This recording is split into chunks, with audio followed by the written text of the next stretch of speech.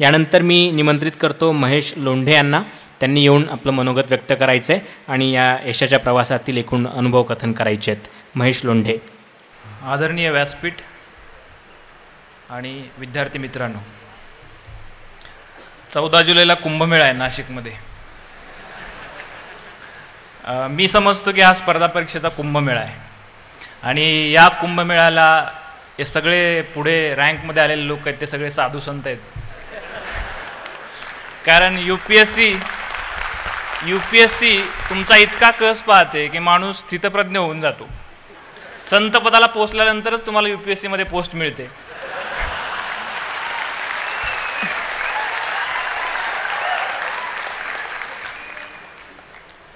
मी ज्यावेळेस घरी गेलो रिझल्ट लागल्यानंतर आणि गावी पोचल्यानंतर माझा फार मोठा सत्कार झाला. म्हणजे आजपर्यंत गावात कुणाचाही इतका मोठा सत्कार झाला नव्हता, इतका मोठा सत्कार झाला. आणि ज्यांना या परीक्षेविषयी काही माहीत नाही, फक्त कुठली तरी फार मोठी परीक्षा आहे, गावाकडे फक्त ही कलेक्टरची परीक्षा, सर कलेक्टरची परीक्षा पास झाला. मग लोक येऊन म्हणायचे की तू मोठा साहेब झालास बाबा, मोठा साहेब झाला. मी म्हटलं, गावातल्या सत्काराला उत्तर देताना मी असं म्हटलं की मी कितीही मोठा झालो तरी माझ्या वडिलांपेक्षा मोठा होणार नाही. मी कितीही मोठा झालो तरी माझ्या कुटुंबापेक्षा मोठा होणार नाही.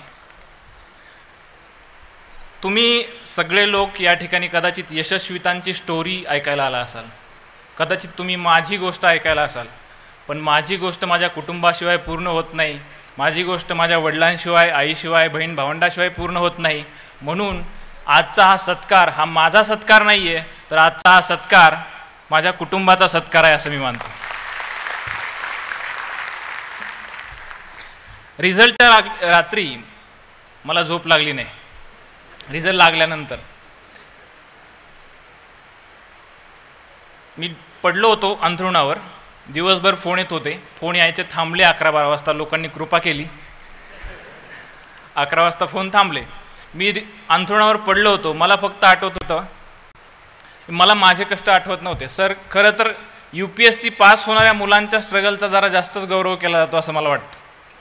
खरे कष्ट असतात त्यांच्या आईवडिलांचे, खरे कष्ट असतात त्यांच्या कुटुंबाचे. मला खरं आठवत होतं, वडील सांगायचे, किंवा वडील नव्हतं सांगत कधी, पण वडिलांचे मित्र सांगायचे की तुझे वडील रोजगार हमीच्या कामावर काम केलेले आहेत. त्यांनी, माझ्या वडिलांनी रेशन दुकानात काम केलेलं आहे आणि एवढं सगळं करून त्यांनी सिम्बॉयसिसमधून लॉ पदवी घेतली आहे आणि आज ते प्रथितयश वकील आहे. मला त्यांचा प्रवास आठवत होता, माझा प्रवास मला आठवत नव्हता. त्यामुळं मला आज अभिमानानं इथं सांगावंसं वाटतं की वडिलांच्या आणि सर्व कुटुंबियांच्या सपोर्टमुळे मी आज इथं आहे आणि मी उंच आहे. आज या व्यासपीठावर उभा आहे. मी ज्या उंचीवर उभा आहे तो मी एकटा उंच झालेलो नाही आहे. खरं तर मी माझ्या वडिलांच्या, माझ्या कुटुंबियांच्या खांद्यावर उभा आहे. मी माझ्या मित्रांच्या खांद्यावर उभा आहे, म्हणून मी तुम्हाला इतका उंच दिसतोय. तसा तर स्ट्रगल आपल्या सगळ्यांचाच असतो. आपण सगळेच घरी सांगत असतो, मेस कशी आहे रे बाबा तुझी, असे विचारल्यावर आपण सांगत असतो चांगली आहे मेसमधलं खाणं कसं असतं आपल्याला सगळ्यांना माहीत आहे. पण आपण सगळेच घरच्या लोकांना सांगत असतो की मेस चांगली आहे. आपण पण 10 रुपये खिशात ठेवून, 100 रुपये खिशात ठेवून सगळे 15 दिवस काढत असतो. आपण एक गोष्ट लक्षात ठेवायला पाहिजे की आपण जेव्हा हा रस्ता निवडतो तेव्हा या रस्त्यावर आपल्याला एकमेव ध्येय, जे ध्येय आपण निवडलेलं आहे, ज्या ठिकाणी आपल्याला पोहोचायचे, त्या ध्येयाकडे वाटचाल करताना आपलं पाऊल वाकडं पडता कामा नये. कारण माझी अशी धारणा आहे की या परीक्षेचा अभ्यास करताना पडणारं प्रत्येक पाऊल एकतर तुम्हाला ध्येयाकडे नेत असतं किंवा ध्येयापासून दूर नेत असतं. त्यामुळं मी जे आत्ता काही 4 गोष्टी सांगणार आहे वेळेबद्दल आणि अभ्यासाबद्दल, कदाचित तुम्हाला त्याच्याशी आयडेंटिफाय करता येईल. एक म्हणजे यशाची त्रिसूत्री माझ्यासाठी अशी होती. पहिलं होतं अभ्यास, अनुभव आणि तिसरा होता आशिकी. आता आशिकी हा काय प्रकार आहे मी येतो त्याच्याकडे. एक म्हणजे अभ्यास. मला पास झाल्यापासून सगळे विचारतात की किती तास अभ्यास करत होता. मी खरंच सांगितलं यावर्षी तर मी अभ्यासच केला नाही आणि ते खरं आहे. मी प्रशिक्षणात होतो. मागच्या वर्षी इथंच माझा सत्कार झाला होता आणि मागच्या वर्षी ज्यावेळेस सत्कार होता त्यावेळेस मला सगळ्यात शेवटून 2रा क्रमांक होता बोलायचा. आणि भारतनं मला सांगितलं होतं की आता 2च मिनिटात उरकायचे तुला, आणि मी अक्षरशः 1 मिनिटात उरकून खाली बसलो होतो. आज मला थोडंसं जास्त वेळ मिळते म्हणून मी सांगतो की अभ्यास किती करायचा हे प्रत्येकाने ठरवायचं आहे. अभ्यास किती करायचा याला या परीक्षेत महत्त्व नाही आहे, अभ्यास कसा केला याला महत्त्व आहे. तुम्ही किती तास अभ्यास केला याच्यापेक्षा त्या तासांमध्ये किती अभ्यास केला आणि कसा केला याला महत्त्व आहे. मला ज्यावेळेस विचारायचे की तू किती तास अभ्यास केला, त्यावेळेस मी म्हणायचो मी 24 तास अभ्यास केला. झोपल्यावर पण अभ्यास कसा करता येईल, पण मी म्हणायचो की 24 तास अभ्यास केला. खरं तर मी असं मानतो की आजपर्यंत मी जे जगलो, जे वागलो, जे पाहिलं, जे ऐकलं, तो सगळा भाग या अभ्यासाचाच भाग होता सर. ते सगळा अभ्यासच होता. त्यामुळं खरं सांगायचं तर इथिक्सच्या पेपरचं उदाहरण देतो मी. इथिक्सच्या पेपरमध्ये सर काही गोष्टींच्या डेफिनेशन्स आपल्याला शिकायला लागतात. यावेळेस पहिल्यांदाच मी इथिक्सचा पेपर देत होतो. मी फक्त कन्सेप्ट एका पुस्तकातून वाचल्या होत्या, लेक्झिकॉन नावाच्या क्रॉनिकलच्या, त्याशिवाय मी काहीही वाचलं नव्हतं. पण मी नंतर असा विचार केला की मी क्रिकेट खेळताना मी शाळेत असताना क्रिकेट खेळताना ज्यावेळेस मी खेळायचो आणि बऱ्याच वेळा मी स्वयंचित झालेलो आहे, स्वतःच्याच बॅटनं त्रिफळा उडून घेतलेला आहे, त्यावेळेस मी स्वतःहून बाहेर निघायचो. मी उज्जत घालत बसत नसायचो. किंवा अंपायर असताना, आपण गावामध्ये क्रिकेट खेळताना कधी कधी आपल्याला अंपायर पण व्हावं लागतं. अंपायर असताना जर खरंच एखादा खेळाडू बाद असेल तर त्याला बाद देणं हा एक इथिक्सचा भाग होता. किंवा स्वयंचित झाल्यानंतर स्वतः बॅट काखेत घेऊन निघायला लागायचं हा सुद्धा इथिक्सचा भाग होता. त्यामुळे इथिक्स हे आपल्या जगण्याशी रिलेटेड आहे. सगळं अभ्यास UPSCचा आपल्या जगण्याशी रिलेटेड आहे. त्यामुळं माझं असं म्हणणं राहील की तुम्ही ज्यावेळेस पुस्तकं वाचताय, टेक्स्ट वाचताय, त्यावेळेस तुम्ही जगण्यातला कॉन्टेक्स्ट लक्षात घ्या. तुम्ही ज्या पुस्तकातून अभ्यास करताय त्या पुस्तकांच्या बाहेरचं जग पण आपल्याला कळालं पाहिजे. कुठल्या काळामध्ये ती पुस्तकं लिहिली गेली आहेत, कुठल्या कॉन्टेक्स्टमध्ये ती पुस्तकं लिहिली गेली आहेत, हे जर आपल्याला कळलं तर आपण UPSCच्या मुख्य परीक्षेची उत्तरं खास करून अतिशय चांगल्या प्रकारे लिहू शकू. दुसरं म्हणजे अनुभव. अपयशासारखा गुरु नाही असं म्हणतात. यशानं मला सर खरं काही शिकवलेलं नाही आहे. 4 वेळा मी UPSCच्या मेन्सला होतो, इंटरव्ह्यूला पण बऱ्याच वेळा होतो. UPSCच्या बऱ्याच वेळा इंटरव्ह्यू दिले आहेत. प्रत्येक वेळेस अपयशी होऊन ज्यावेळेस यायचो त्यावेळेस प्रत्येक वेळेस मी नवीन काहीतरी शिकलेलो आहे. त्यामुळं आज तुम्ही यशस्वी लोकांना जसं ऐकायला येता तसं कधी कधी अपयशी लोकांकडून पण काही गोष्टी ऐकत जा, असं मला म्हणायचं आहे. मी ज्यावेळेस मुख्य परीक्षा पूर्वपरीक्षा दिल्यानंतर मी माझ्या मित्रांशी गप्पा मारत होतो. मी म्हटलं की यावेळेस आपण UPSCचा जास्त अभ्यास करणार नाही, UPSC यावेळेस कॅज्युअली घेणार. कॅज्युअली घेणार याचा अर्थ असा होता की मला फक्त 20 दिवसांची सुट्टी मिळणार होती. 20 दिवसांमध्ये अभ्यास केला आणि UPSCच्या मेन्सच्या परीक्षेला जायच्या वेळेस ॲक्च्युअल ज्यावेळेस मी परीक्षा दिली त्यावेळेस मी कॅज्युअली घेण्याचा अर्थ तुम्हाला सांगतो की आधी मी काय करायचो की प्रत्येक परीक्षा असली की एकदम बारीकीनं तयारी करायचो. व्हाईटनर न्यायचा, 4 पेन एक्स्ट्रा न्यायचे, त्या पेनचा कधीही उपयोग झाला नाही तरी पण ते न्यायचे. अशा कितीतरी गोष्टी असायच्या. व्यवस्थित झोपायचं, जास्त खायचं नाही, असं खूप सारं करायचं. कॅज्युअली घेताना यावेळेस असं केलं, निवांत कुठलीही गोष्टीचं टेन्शन घेतलं नाही, आरामशीर गेलो. संध्याकाळी फिल्म बघितलं. ॲक्च्युली प्रत्येक पेपर झाल्यानंतर मेन्सचा सर मी यावेळेस बाहेर फिरायला जात होतो. आदल्या दिवशी कसलाही अभ्यास केला नाही. परंतु मी अनुभवाची गोष्ट सांगतोय. आजपर्यंतचा जो माझा अनुभव होता, आजपर्यंतचा जो माझा अभ्यास होता, 4 मेन्स दिलेला त्याचा जो अभ्यास होता, तो अभ्यास मला कामाला आला. मी परीक्षेमध्ये चुका केल्या नाहीत आणि त्यामुळे मला अशी अपेक्षा आहे, अजून स्कोर आलेले नाही आहेत, परंतु स्कोर कळल्यानंतर मला वाटतं की मला मेन्सला खूप चांगले मार्क्स आले असतील, त्यामुळे माझी रँक बरीच वरची आली आहे. आशिकी म्हणजे वेडेपणा या अर्थानं की वेडात मराठे वीड दौडले साता असं आपण एक गाणं ऐकतो, कविता ऐकतो. या परीक्षेमध्ये आशिकी ही खूप फोकस्ड पाहिजे. एकाच गोष्टीवर तुमचं मन आलं पाहिजे. UPSC एके UPSC, MPSC एके MPSC. मला असं म्हणायचं आहे की आता मगाशी मला वाटतं अभिजितनं उल्लेख केला की आपण सकाळी 8:30 वाजता जातो किंवा 7:30ला जातो आणि मग एक पेपर वाटला की झोपी जातो आणि परत 8:30 वाजता नाश्ता करून पुढची झोप. मला असं म्हणायचं आहे की या परीक्षेत 2 प्रकारचे लोक आहेत तयारी करणारे. एक म्हणजे झोकून देणारे. आणि दुसरा प्रकार तुमच्या लक्षात आलाच असेल, झोपून देणारे. झोकून देणं म्हणजेच आशिकी आहे. ती आग जी असते परीक्षा पास होण्याची किंवा पोस्ट मिळवण्याची, ती आतमध्ये कुठेतरी सुलगत राहिली पाहिजे, ती जागी राहिली पाहिजे. ती आग सुलगलेली तुम्हाला तुमच्या ध्येयापासून दुसरीकडे जाऊन देत नाही. तुम्हाला सतत त्या गोष्टीवर फोकस करायला लागते आणि त्याला मी आशिकी म्हणतो. बाकीच्या आशिकीच्या ज्या अनेक संकल्पना आहेत त्याही तुमच्या आयुष्यात येतीलच, पण स्पर्धा परीक्षेपुरती ही आशिकी अनुभवायला हरकत नाही. आताच संगत म्हणजे मित्रांचा उल्लेख आला. खरं मला खूप सांगायला आनंद वाटतो आणि अभिमानी वाटतो की मी ज्या रूममध्ये राहत होतो 4 वर्षापूर्वी, ज्या रूममध्ये राहत होतो त्या रूममधले सगळे IAS आणि IPS आहेत. सगळे IAS आणि IPS आहेत. आणि मी ज्यांच्याबरोबर अभ्यासिकेमध्ये बसून अभ्यास करायचो, ज्यांच्याबरोबर माझा ग्रुप होता, त्या ग्रुपमधले सगळे UPSC आणि MPSC मध्ये यशस्वीत आहेत. मला सांगायचं एवढंच आहे की आपण ज्यावेळेस अभ्यासासाठी ग्रुप बनवाल किंवा इव्हन रूम पार्टनर शोधाल, त्यावेळेस तुम्ही असा रूम पार्टनर शोधा की जो तुमच्या ध्येयाला, तुमचं यश गाठायला आणि तुम्ही त्याला मदत करू शकाल असा रूम पार्टनर शोधा किंवा असा ग्रुप शोधा. कारण ग्रुपचा जितका चांगला परिणाम होऊ शकतो तितकाच वाईटसुद्धा परिणाम होऊ शकतो. त्यामुळे ग्रुप संगत ही फार महत्त्वाची आहे या परीक्षेमध्ये. चौथा आहे वेळ. वेळ अतिशय महत्त्वाचा आहे. असं म्हणतात की टाईम इज मनी, पण मी तेही मानत नाही. मी असं म्हणतो की time is something more than money. तुमचा पैसा गेला परत मिळू शकतो, तुमची वेळ परत येणार नाही.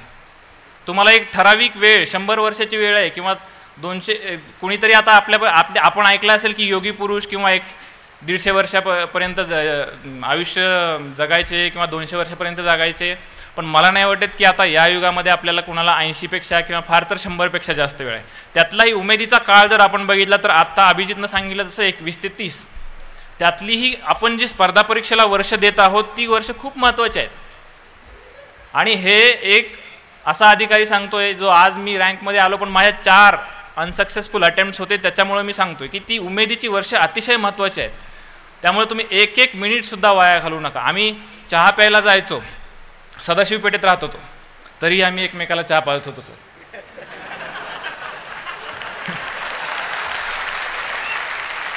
आम्ही चहा प्यायला जायचो तर आमच्या खिशात छोटीशी डायरी असायची. तुमच्यापैकी बऱ्याच लोकांच्या खिशातही तशी डायरी असते. त्याच्यामध्ये आपण नोट्स काढले असतात, एकमेकांना आपण विचारत राहतो.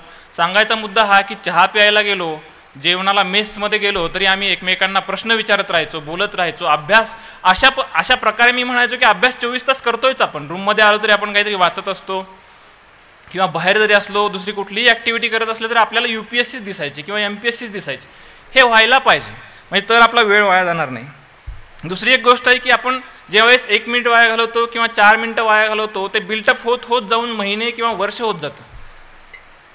आम्हाला NCC मध्ये फायरिंग करताना एक गोष्ट शिकवली जायची. NCCची फायरिंग रेंज साधारणतः ह्या सभागृहाचं जी समोरची भिंत आहे शेवटची टोक इतक्या दूरपर्यंत असते. इथून नेम साधायचा असतो.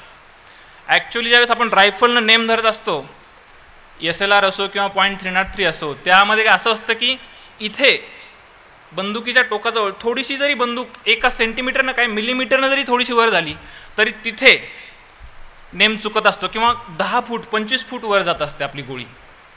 त्यामुळे आपल्याला इथला फरक, आपल्याला 1 मिनिट किंवा एखादी छोटीशी गोष्ट जी आत्ता छोटी वाटत असते ती पुढे जाऊन फार मोठी होते आणि ती आपल्या यशात आणि अपयशात कारणीभूत ठरणारीच गोष्ट असते. त्यामुळे आपण म्हणतो की चला 5 मिनिटं मित्राबरोबर बाहेर जाऊया, पण असे 5 मिनिटं मिळत 1 दिवस होतो. असा 1 दिवस वाया जाऊन 30 दिवस, महिने, वर्ष. त्यामुळे तुमचा प्रत्येक सेकंद, प्रत्येक मिनिट महत्त्वाचा आहे. कुठल्या तरी गोष्टीला तुम्ही तो उपयोगी आणा. कुठले तरी आपले 4 मित्र म्हणाले म्हणून पिक्चरला जाऊ. आपला वेळ, UPSC करणाऱ्याचा वेळ इतका स्वस्त नाही आहे, इतका चीप नाही आहे. त्यामुळे आपल्या वेळेचा खूप सदुपयोग करा. आणखी म्हणजे या UPSCच्या परीक्षेत मला स्वतःला जसा अनुभव आहे तसं माझ्या लहानपणापासूनच्या एका सवयीचा मला फार फायदा झाला. एक म्हणजे मी माझ्या चुलत्यांचं किराणा दुकान होतं, त्या दुकानामध्ये रद्दी यायची पेपरची आणि ती रद्दी मी एरवी वाचत बसायचो. कुठलाही कागद पेपर मिळाला की मी वाचत बसायचो. कुठलंही पुस्तक मिळू द्या, कसलंही पुस्तक, धार्मिक असू द्या, भूगोलाचं असू द्या, जे काही त्या रद्दीमध्ये असायचं पेपर्समधलं वाचत बसायचं. आणि ती सवय मला राहिली. मी वडिलांकडे पुस्तकं मागायचो. मला एकच गोष्ट आठवते की वडिलांनी मला बऱ्याच गोष्टींना नाही म्हटलं असेल, पण मी ज्यावेळेस पुस्तक मागितलं त्यावेळेस प्रत्येक वेळेस वडिलांनी पुस्तक आणून दिलं. माझ्या नातेवाईक लोकांकडे, मामाकडे, मावशीकडे ज्यावेळेस मी काही मागितलं त्यांनी पुस्तकं दिली. मला वाढदिवसाला सुद्धा पुस्तकं गिफ्ट मिळायची. मी सुदैवी होतो. आणि या चौफेर वाचनाचा मला प्रचंड फायदा झाला. मी जे टेक्स्ट आणि कॉन्टेक्स्टच्या संदर्भात म्हणालो की तुम्ही स्पर्धा परीक्षेची जी ठरवलेली टेक्स्ट आहेत, जसं की बिपिनचंद्र, याशिवाय तुम्ही काय वाचणार आहात तर ते कॉन्टेक्स्टमध्ये येईल. इतर जी चौफेर वाचनातली तुमची पुस्तकं असतील ती कॉन्टेक्स्टमध्ये येतील. पुण्यासारख्या ठिकाणी तुम्ही स्पर्धा परीक्षेची तयारी करता, या पुण्या शहरामध्ये हजारो व्याख्यानं होतात वर्षभरामध्ये. ती सगळी तुमच्या परीक्षेला उपयुक्त असणारी असू शकतात, कारण एका व्याख्यानातून तुम्ही वर्षभर वाचून जे ज्ञान मिळणार नाही ते ज्ञान मिळू शकतं. म्हणून व्याख्यानाला जरूर जात जा. आणि मला वाटतं आपल्या प्रत्येक न्यूजपेपरमध्ये आजकाल दिवसभराच्या प्रोग्राममध्ये कुठले कुठले प्रोग्राम्स आहेत, कुठले व्याख्यान आहेत हे येत असतं. त्यामुळं अभ्यास करून तुम्ही जर व्याख्यानाला गेलात तर तुमचा विरंगुळा होईल, वेगळ्या पद्धतीचा अभ्यास मिळेल, नवीन अनुभव येईल, आपलं अनुभव विश्व वाढत जाईल. माणसाने दुसऱ्यांच्या चुकांमधून शिकायची काही गरज नाही आहे. मी असं म्हणेन की माणसाने फक्त दुसऱ्यांच्याच चुकांमधून शिकायची गरज नाही आहे. स्वतःच्याही चुकांमधून आपण जसं शिकत असतो तसं पुस्तकामधूनही आपल्याला काही ज्ञान मिळत असतं. नॉन फिक्शन असू द्यात, फिक्शन असू द्यात, जी पुस्तकं चांगली आहेत त्या पुस्तकांचा आपण जरूर अभ्यास करायला पाहिजे अभ्यासाव्यतिरिक्त. त्यामुळे विरंगुळाही होईल आणि अभ्यासही होईल. दुसरं आहे सेल्फ क्रिटिसिझम. भगतसिंग ज्याला सेल्फ क्रिटिसिझम म्हणतो ती माझ्या आयुष्यात सगळ्यात महत्त्वाची गोष्ट मला वाटते. आपण ज्या ध्येयावर वाटचाल करत असतो त्या ध्येयाकडे आपण ज्यावेळेस वाटचाल करतो, चालत असतो, त्यावेळेस प्रत्येक वेळेस आपण प्रत्येकानं डोकावून पाहिलं पाहिजे स्वतःमध्ये की आपण जे ध्येय निवडले त्या ध्येयाच्या दिशेने आपली वाटचाल चालू आहे की नाही. स्वतःच्या आतमध्ये डोकावून सतत स्वतःला प्रश्न विचारले पाहिजेत की मी चालतोय ते बरोबर आहे, मी करतोय ते बरोबर आहे, मी वाचतोय ते बरोबर आहे ना. हे सेल्फ क्रिटिसिझमचं एक आयुध आहे, ते फार महत्त्वाचं मला वाटतं. माझ्या आयुष्यात, मी आज इथं खूप मोकळेपणानं बोलतोय, पण माझ्या आयुष्यात मला प्रचंड न्यूनगंड होते. कदाचित माझ्या वडिलांना माहीत नसतील, माझ्या आईला माहीत नसतील, माझ्या मित्रांनाही माहीत नसतील, कारण न्यूनगंड आपल्या मनात असतात. आपल्याला भीती वाटत असते कुठल्या ना कुठल्या गोष्टीची. त्यातली एक गोष्ट होती, मी ग्रामीण भागातला आहे आणि मला वाटतं ग्रामीण भागातल्या मुलांविषयी अभिजितनं भरपूर सांगून ठेवलं आहे. दुसरी गोष्ट होती इंग्रजीची. तुम्हाला विश्वास बसणार नाही, मी शिवाजी विद्यापीठात इंग्रजीचा टॉपर आहे, परंतु ज्यावेळेस विद्यापीठात प्रथम आलेलो आहे, गोल्ड मेडल मिळालेलं आहे, परंतु ज्यावेळेस मी MA पुणे विद्यापीठात प्रवेश घेतला त्यावेळी मी अख्ख्या वर्षभरात फक्त 2 प्रश्न शिक्षकांना विचारले होते. भीती वाटायची बोलायला, कारण माझ्या वर्गात कॉन्व्हेंटमधून शिकलेली बरीचशी मुलं होती डिपार्टमेंटमध्ये, इंग्लिश डिपार्टमेंटला. नंतर माझ्या लक्षात आलं की ग्रामरच्या पेपरला तर आपल्याला सगळ्यात जास्त मार्क पडत आहेत. जी कॉन्व्हेंटची शिकणारी मुलं होती त्यांना ग्रामरच्या पेपरला अतिशय कमी मार्क. ग्रामर खूप चांगलं, परंतु कॉन्फिडन्स नाही. या एकाच गोष्टीमुळे मी वर्षभर गप्प बसून होतो आणि मी नंतर पश्चाताप व्यक्त केला की 2 वर्ष मी का गप्प बसून होतो. असे कितीतरी न्यूनगंड प्रत्येकाच्यात असतात आणि कितीही तुम्हाला यशस्वी माणूस दिसत असू द्या, कितीही उच्च पदाला किंवा कुठल्याही पोस्टला पोचलेला माणूस असू द्या, त्याच्या मनात, प्रत्येकाच्या मनात कुठल्या तरी टाईपची भीती असतेच. त्यामुळे माझ्या मनात भीती आहे, मला हे जमणार नाही, हे याची भीती बाळगायची किंवा याचं वाईट वाटून घ्यायचं किंवा त्याचा न्यूनगंड मनात ठेवायचा सुद्धा काही कारण नाही आहे. त्याच्यावर मात करता येण्यासाठी असं म्हणतात की do the things that you fear. ज्या गोष्टींची भीती वाटते त्याच गोष्टी करायच्या.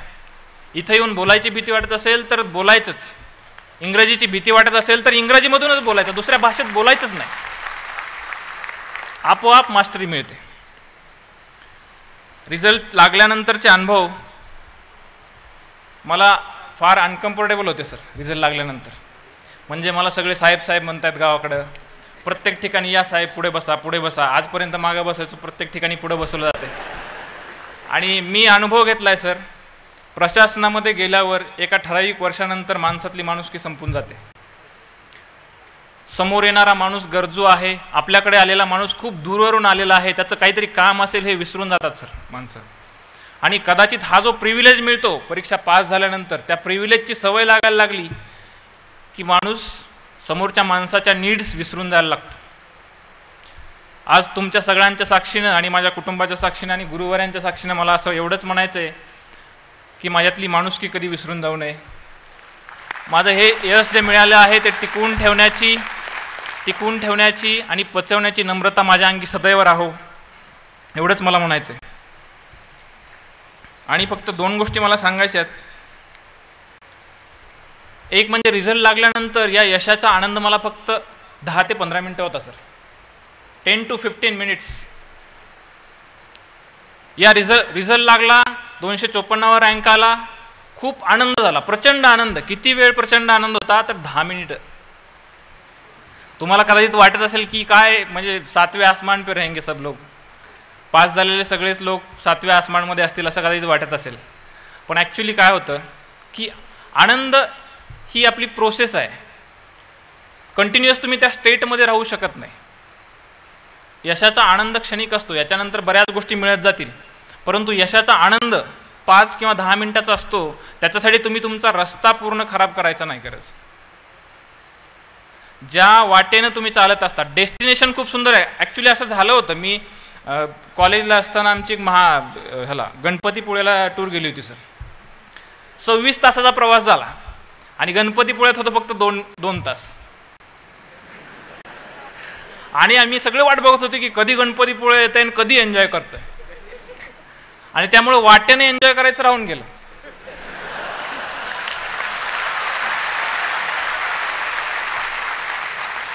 मला असं म्हणायचं आहे की कधी एकदा यशस्वी होतोय, कधी रँक येतोय आणि त्यावेळेस एन्जॉय करतो, अशी मनस्थिती ठेवून अभ्यास करू नका. प्रत्येक क्षण अभ्यासाचा एन्जॉय करा.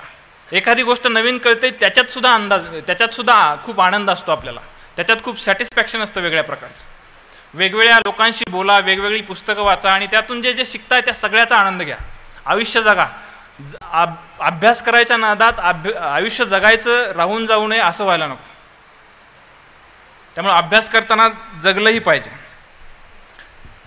म्हणून प्रवास एन्जॉय करा, हे शेवटचं सांगणं आहे.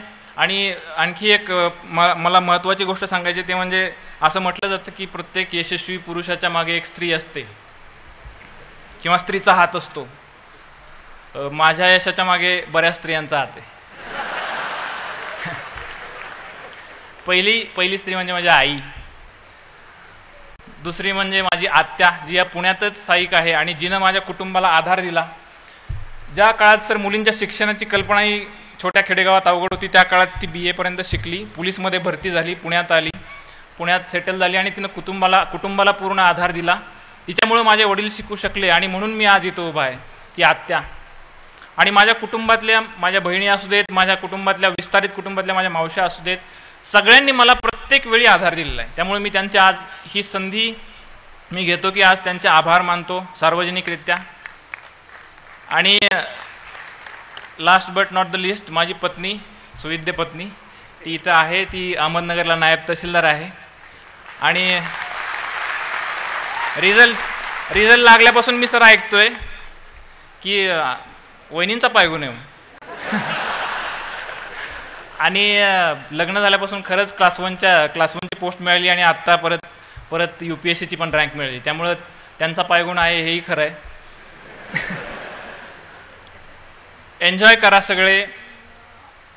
ध्येय, a good Archer is known by his aim and not by his arrows. आपलं ध्येय काय आहे त्याच्यावर कॉन्सन्ट्रेट करा आणि अभ्यासाचा प्रवास खूप खूप एन्जॉय करा. सर्वांना खूप खूप शुभेच्छा आणि धन्यवाद.